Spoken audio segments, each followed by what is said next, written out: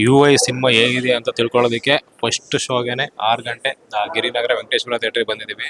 ಜನ ನೋಡಿ ಆಚೆ ಬರ್ತಿದ್ದಾಗಲೇ ಸಿನಿಮಾ ಹೇಗಿದೆ ಅನ್ನೋದನ್ನ ಕೇಳ್ಬಿಟ್ಟು ನಿಮ್ಗೆ ತಿಳಿಸ್ತೀನಿ. ಕಾಯ್ತಾ ಇರಿ, ನಾನು ಕಾಯ್ತಾ ಇದ್ದೀನಿ. ಫಸ್ಟ್ ಹಾಫ್ ಚೆನ್ನಾಗಿದೆ.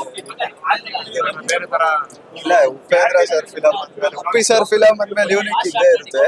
ಯೂನಿಕ್ ಆಗಿದೆ. ಆಕ್ಟಿಂಗ್ ಅದೇನ್ ಅವ್ರೇನ್ ಲೆಜೆಂಡ್ಸ್ ಇವರೆಲ್ಲ ಏನ್ ಹೇಳ್ಬೇಕು, ಬಟ್ ಯೂನಿಕ್ ಇದೆ ಬಟ್ ಆಗಿದೆ. ನೆಕ್ಸ್ಟ್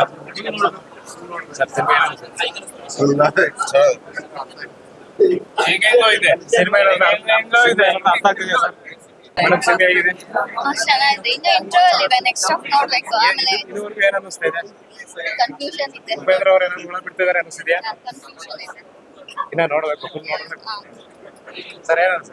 ಸೂಪರ್ ಆಗಿದೆ ಸರ್.